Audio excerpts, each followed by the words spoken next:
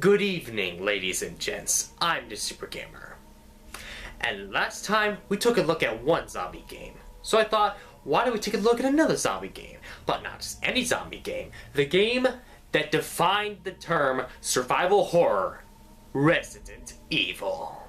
I have virtually no experience with the Resident Evil series, which is largely because, well, I really don't get scared by most horror movies and games.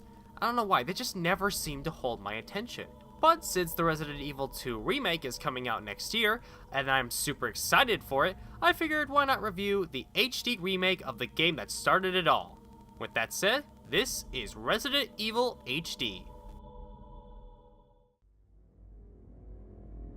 In the year 1998, murders occur in the midwestern areas of Raccoon City, in which the police department sends in troops from the Special Tactics and Rescue Service to investigate. The team then discovers people have been eaten by strange, monstrous dogs and realize they're next on the menu. The four survivors, Jill Valentine, Chris Redfield, Albert Wesker, and Barry Burton, seek refuge in a nearby mansion. In Resident Evil, you are given the option to either play as Jill or Chris. For this video, I decided to play as Jill Valentine.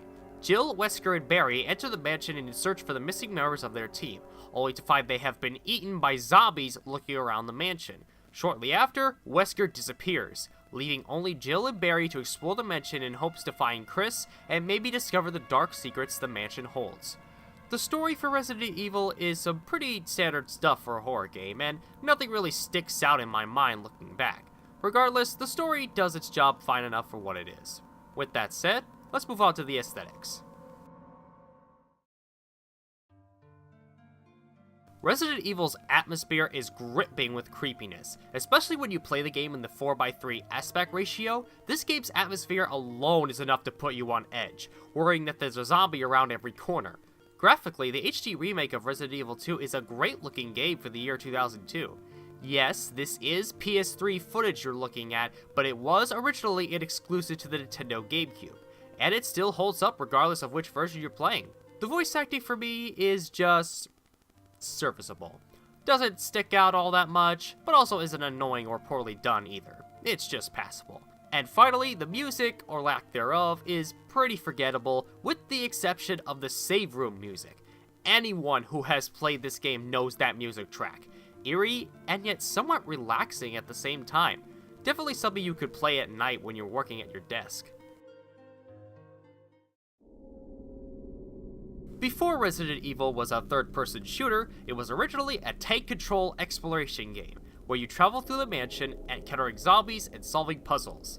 The areas you explore are big with lots of hidden goodies to find, but this game makes sure that you're never entirely comfortable. You only have 8 available item slots for one thing, so things like guns, ammo, healing supplies, and keys all take up space.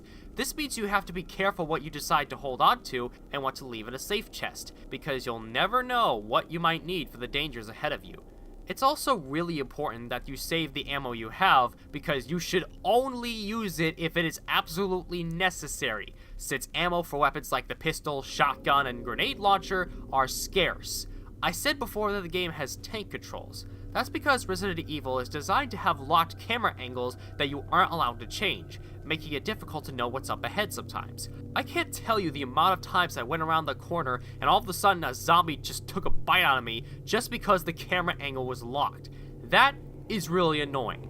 As far as the tank controls are concerned, they work pretty well in my opinion. They're another clever way to always keep you on edge, since you have to aim weapons without a clear direction where you are currently firing. However, in all honesty, this game just couldn't hold my attention for very long. For one thing, it's very easy to get lost in this game. And I guess that adds to the horror in a way, but for me, it's really annoying when I have to get up a guide just to know where to go and what to do.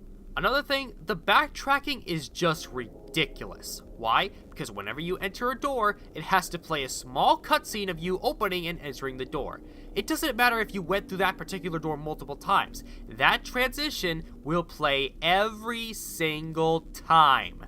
Good lord, even Luigi's Mansion didn't do that crap. These things eventually started to get on my nerves and I lost interest to continue after only a couple of hours. Yeah, I know, but this game just couldn't hold my attention for very long at all. Overall, my feelings for Resident Evil are very similar to how I felt when I completed Luigi's Mansion for my old Let's Play channel. After completing it, I said that I appreciated that Luigi's Mansion existed, but I wasn't going to find myself playing it again anytime soon. I feel the exact same way about Resident Evil HD.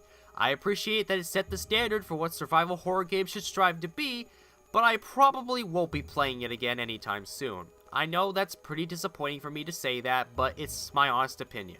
Does that mean I'm quitting the series? Absolutely not. I'm very excited for the remake of Resident Evil 2, and I've heard so many amazing things about Resident Evil 4 that I have to play it someday. With that said, I'm going to give Resident Evil HD a 3 out of 5. Until then, I'm the Super Gamer, and I bid you all farewell. Bye-bye!